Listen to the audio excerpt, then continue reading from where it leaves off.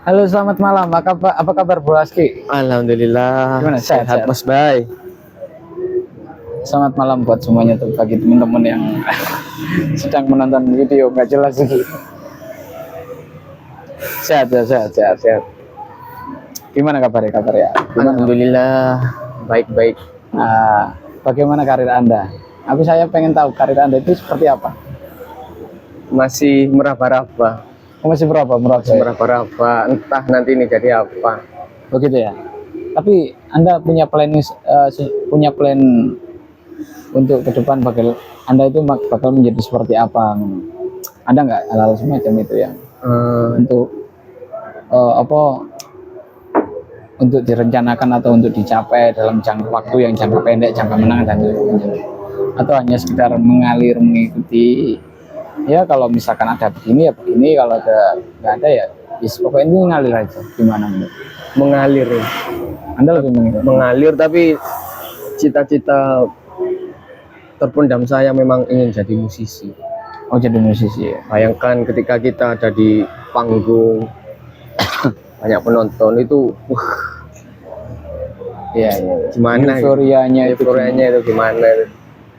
Jadi apa alasan utama Anda sangat memimpikan untuk menjadi sebuah musisi itu apa?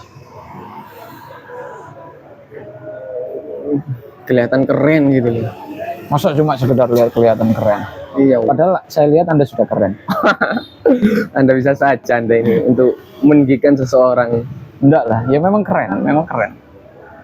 Siapa yang tidak keren manusia? Oke, setuju. Semuanya keren. Seperti kata siapa? Sabrang. Bukan yang kemarin memenangkan penghargaan itu yang di RCTI itu. Baskoro, yang semua orang bisa menyanyi. Temukan suara lo yang itu. Oh, di TikTok itu. Iya. Berarti semua orang itu bisa nyanyi. Semua orang bisa menyanyi. Yang tidak bisa menyanyi hanya ada satu orang atau ada beberapa orang yang tidak bisa menyanyi. Siapa? Orang yang bisu. Semua orang bisa nyanyi, tapi apakah suaranya enak atau enggak gitu? Bukan, kalau soal enak atau enggak itu skill sih, balik lagi nang teknik.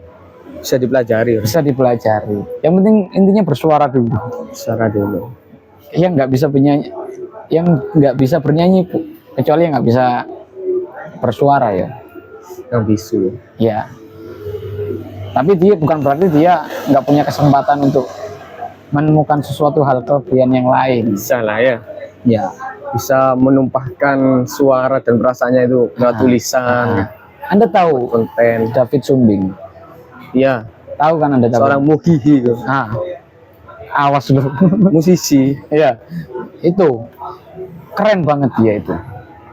Karena gini, dia dengan keterbatasan yang ada yang dia miliki, dia bisa memanfaatkan keterbatasan itu untuk menjadi sesuatu hal yang spesial, sehingga memberikan sesuatu yang luar biasa untuk kehidupan dia. Bisa menciptakan lagu. Iya, apalagi dia bisa menciptakan lagu. Jadi itu deep banget ya. Suaranya juga enak. Suaranya enak, meskipun hanya cuma kalau menurut orang lain dia dia itu mempunyai keterbatasan, tapi dia bisa memaksimalkan itu. Keren sih. Sedangkan kita yang seperti ini normal-normal aja, nggak punya kekurangan, lebih sering kita merasa kekurangan. Iya. Selalu merasa pesimis ya. Hanya karena omongan orang lain. Selalu merasa. Kadang kritikan itu perlu kita dengar ya. Yeah. Kadang kayak kita dilihat kekurangan kita sama orang lain itu kadang perlu. Masalahnya lebih sering respon kita itu kayak kayak lebih berhenti di situ tuh. Jadi ketika Anda dibilang ketika ada seseorang yang menyampaikan kekurangan Anda, udah berhenti di situ. Oh ya, aku berarti nggak stuck. Jadi dia nggak mau menggali kekurangan, sehingga dia mencoba untuk memperbaiki kekurangan itu. Akhirnya cuma stuck di situ. Kebanyakan orang seperti itu. Jadi yang jadi kan tipe kedua kalau tipe kedua itu kan ketika dia tahu kekurangan, dia tidak pernah berhenti untuk memperbaiki kekurangan itu. Akhirnya konsisten, akhirnya ya dia akan mendapatkan sesuatu yang layak untuk dia dapatkan.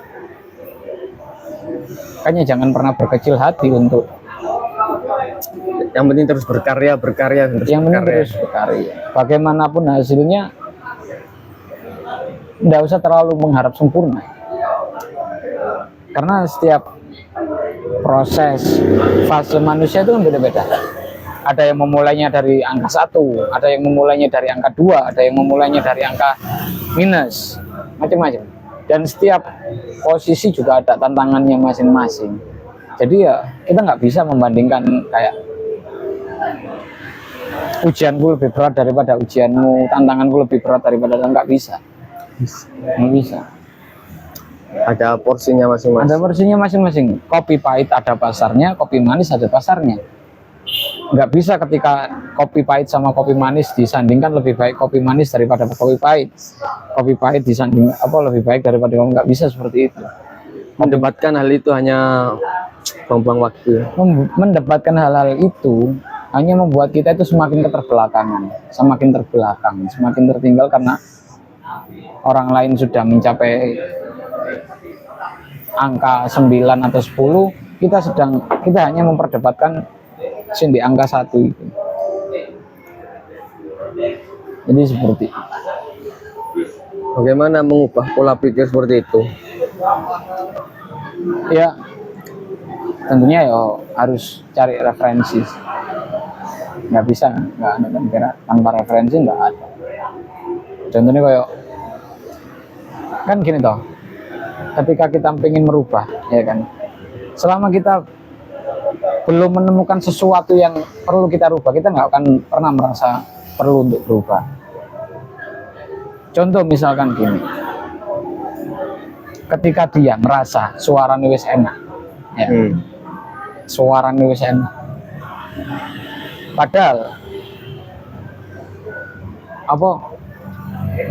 banyak kritikan yang masuk ke dia, suaranya gak enak. Tapi dia ketika nyanyi wis ngerasa enak suaranya. Nah, hal-hal semacam itu, ketika dia nggak mau untuk merubah itu, ketika dia nggak menyadari hal itu, dia akan tetap seperti itu. Stuck, nggak berkembang ya? Iya. Artinya ya sampai kapanpun dia akan menyanyi dengan cara seperti itu. Tapi ketika dia mau menerima, oh iya, terus kadang menerima pun, ya misalkan, oh iya suaraku gak enak misalnya. Oh iya suara, berarti aku gak cocok nyanyi. Aku berarti gak cocok nyanyi. Kadang dia sudah sadar itu. Dia sudah sadar, tapi ada yang seperti itu, ya kan? Ada yang model, iya aku terus aku kudu piye? Bingung deh, terus gak golek-golek ini. Pikir muter-muter. Berpikir. Terus ada lagi yang, oh iya, kurang, gak enak. Terus bicaranya supaya enak. Nah di tahap ini muncullah sebuah kesadaran bahwasanya dia perlu mencari sesuatu yang baru yang di luar kebiasaan dia. Sehingga ketika sesuatu yang di luar kebiasaan dia itu mau menjadi pola baru, akhirnya cara berpikirnya berubah juga. Apa yang diaplikasikan ke dalam hidupnya juga bakal berubah. Jadi seperti itu. Istilahnya itu kita jangan hanya terkungkung oleh sesuatu yang sudah dikatakan kepada kita. Maksudnya seumpama ada orang mengatakan, oh kamu nggak cocok nyanyi, cocok jadi anu. Kita jangan hanya berhenti di situ. Jangan hanya terkungkung dalam hal semacam itu. Kita harus menebas hal itu semua ya dengan cara bukan hanya menebas ya. Kalau kita menebas, kalau misalkan gini kan, misalkan ketika ada seorang mengatakan kon gak iso nyanyi suaramu gak enak, kamu tidak bisa bernyanyi suara kamu gak enak. Kalau kita menerimanya sebagai sesuatu yang, kalau kita menebas terus gak ngurus, artinya I don't care, suaraku gak enak ya tetap aku nyanyi. Itu kalau kita bahasanya menebas. Tapi kalau kita mau belajar, oh ya suaramu nggak enak, ya memang terus nggak enaknya di mana, terus cara akhirnya piye gimana ya caranya supaya suaraku bisa enak, suaraku bisa enak didengar, terus enak dan apa ya, intinya berkembang gitu kan, menjadi lebih baik daripada sebelumnya. Akhirnya kan dia mencari sesuatu hal yang lain supaya bisa suaranya itu tadi menjadi enak kan gitu. Artinya kita harus menerima, Berlatih terus berarti ya. iya, menerima. Jangan kan gitu band-band besar aja ketika mau manggung dia sih perlu latihan, dia cek sound, dia perlu latihan sinkronisasi, terus bahkan pemanasan sebelumnya. Padahal dia sudah melakukan itu bertahun-tahun, berapa kali. Iya, pengulangan itu mengulangi. Jadi ketika kita sudah jadi kita nggak perlu banyak teori sebenarnya. Kita cukup punya satu teori yang matang ya kan, dan tapi kita bisa repetisi, mengulang secara konsisten ya bakal jadi. Itu akan menjadi sebuah kebiasaan. Itu saya mempercayai hal itu, makanya saya ketika ada seseorang yang mengatakan bahwasanya bakat itu bawaan lahir, saya sedikit kurang setuju. Memang ada kan bakat sama skill, apa bedanya? Antara skill ambil bakat, apa bedanya? Bedanya apa kira-kira antara skill ambil bakat? Sesuatu yang berdampingan nih mereka. Gimana menurut Anda? Skill, ya. Skill main gitar, ya. Terus dilatih terus menjadi bakat. Berbakat kan lu. Semua orang sering main gitar, belajar skillnya kan, skill main gitar saya dilakukan terus. Banyak kan orang menganggapnya dia berbakat main gitar. Berarti aslinya bakat kau? Iya aslinya sih.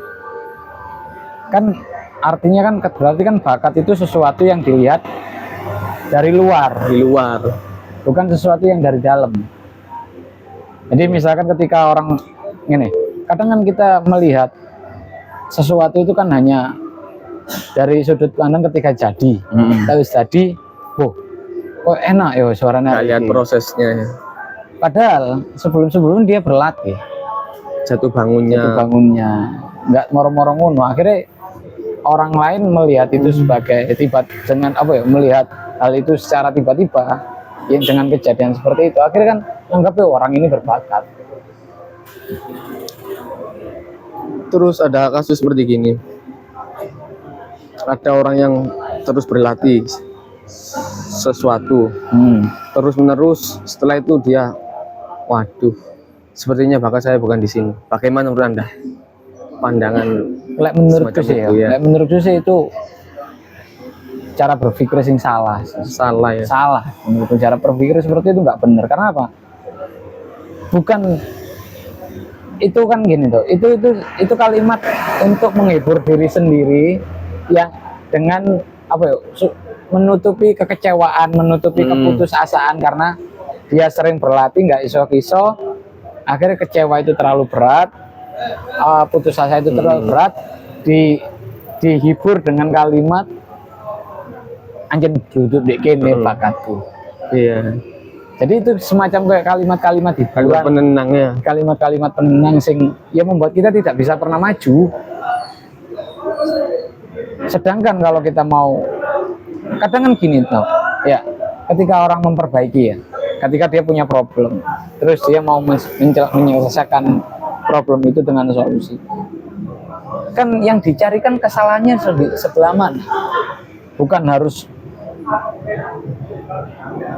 Kan nggak mungkin dong ketika kita mencoba sesuatu, hal ya, selama berjalannya kita mencoba itu kan nggak mungkin salah semua, nggak mungkin benar semua.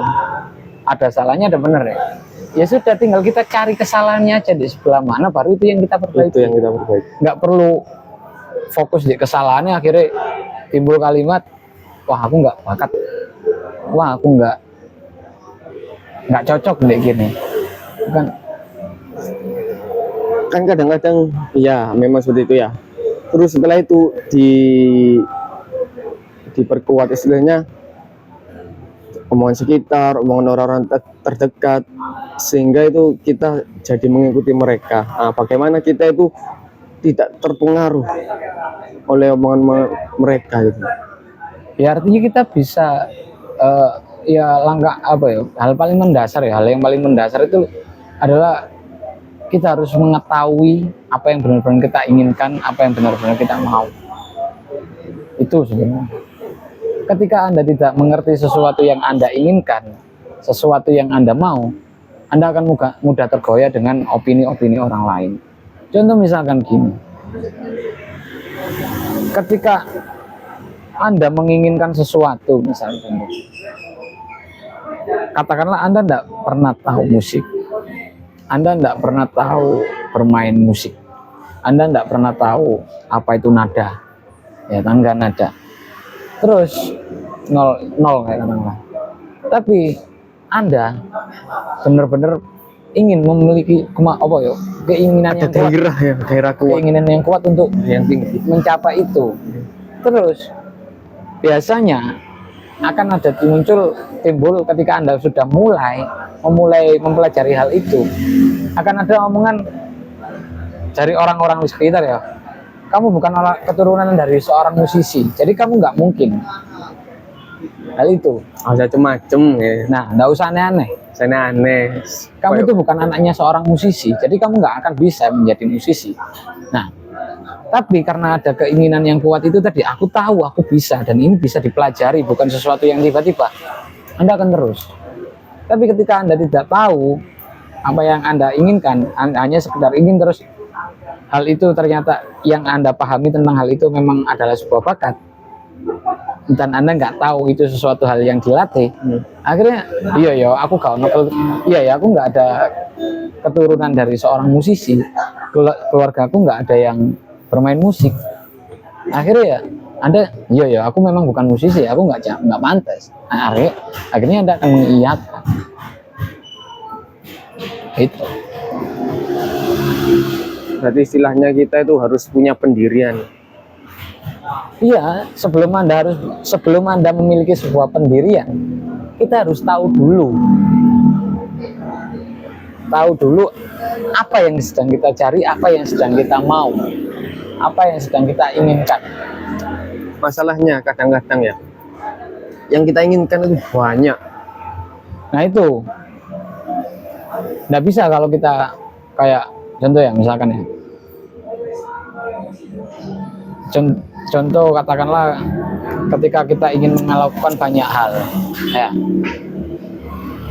bisa, tapi setengah semua, nggak ada yang satu paling menonjol. Nah makanya kan di antara keinginan misalkan ada 10 keinginan yang ada dalam sebuah perasaan atau pikiran kita ya, kita harus menyeleksi keinginan itu, mana keinginan yang lebih kuat untuk bisa kita kerjakan. Kadang kan keinginan itu hanya sekedar keinginan, ya kan? Keinginan hanya sekedar keinginan, kayak aku pengen, misal contoh ya, kayak aku pengen sih dua mobil Lamborghini misalkan kayak gitu. Tapi kan di bayanganku ketika aku mengeluarkan kalimat seperti itu, pengenku itu dikasih orang gitu. Kalau selain itu ya nggak pengen. Jadi gitu. Jadi berharap kata orang lain yang memberi saya mobil Lamborghini, tanpa saya berusaha. Nah, itu kan sekedar keinginan, Pak. Nyatanya kan nggak mungkin itu terjadi. Nah kalau misalkan Anda ketika mengatakan aku pengen menjadi musisi, dan Anda tahu bahwasanya itu bisa dicapai, itu bisa terjadi, yang perlu Anda lakukan adalah melatih terus. Itu kan keinginan yang, dan ketika Anda melatih apa yang Anda inginkan, itu memberikan energi lebih buat Anda, ya Anda akan bisa konsisten di situ. Berarti keinginan Anda untuk mencapai itu benar-benar kuat. Karena kalau hanya sekedar keinginan ya, tanpa tindakan, bukan tanpa tindakan, tapi ketika kita melakukannya, kita ingin, dan kita mencoba untuk melakukan. Kayak kita nggak punya semangat atau nggak apa ya, tidak menimbulkan energi lebih untuk bisa terus melakukan, lama kelamaan akan hilang. Contoh misalkan ya, kadang kan keinginan itu muncul dari rasa penasaran terhadap sesuatu, ya kan? Nah, ketika keinginan itu muncul terhadap rasa penasaran dan rasa penasaran itu gede, ya kan? Kita akan berupaya untuk melakukan itu supaya memenuhi rasa penasaran kita, ya kan? Tapi setelah dapat, ya sudah,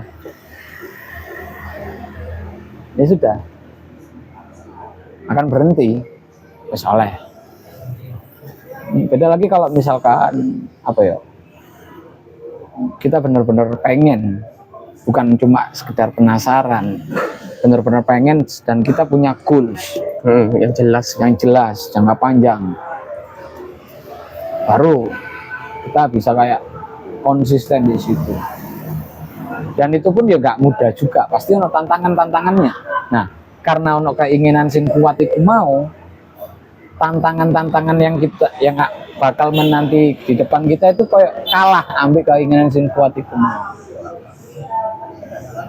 Itu tapi kalau misalkan hanya cuma rasa penasaran, ketika dia mulai melakukan, ternyata kan ketika kita melakukan sesuatu pasti ada ekspektasi terhadap sesuatu itu kan.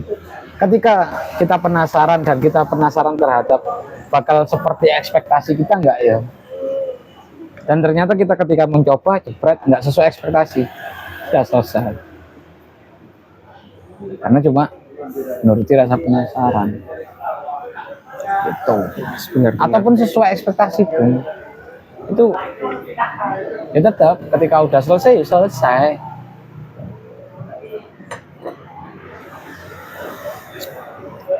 Intinya itu ya guys ya, ini ilmu yang sangat mahal dari seorang Mas Bay, pendiri Majelis Lingkar Diskusi Random atau yang disingkat dengan LDR. Enggak, bukan saya, pendirinya adalah Mas Aski. Jadi yang punya inisiasi untuk membangun sebuah lingkar diskusi random ini di channelnya. Suatu saat kita akan punya majelis seperti Maya. Jadi di dalamnya itu ada berisi anak-anak muda yang punya gairah terhadap hal-hal baru atau skill-skill yang mana kita bebas berekspresi di panggung. Ada yang main musik, ada yang puisi atau teater. Suatu saat akan tercapai. Amin. Oke, sekian obrolan kita malam hari ini. Semoga Anda tidak mendapatkan manfaat apa-apa dari obrolan kita. Semoga tidak termotivasi. Semoga tidak termotivasi dan tetap malas-malasan. Tidak motivasi hanya milik Anda sendiri. Semoga kita tidak memberikan manfaat apa-apa, karena yang bermanfaat hanyalah diri Anda sendiri.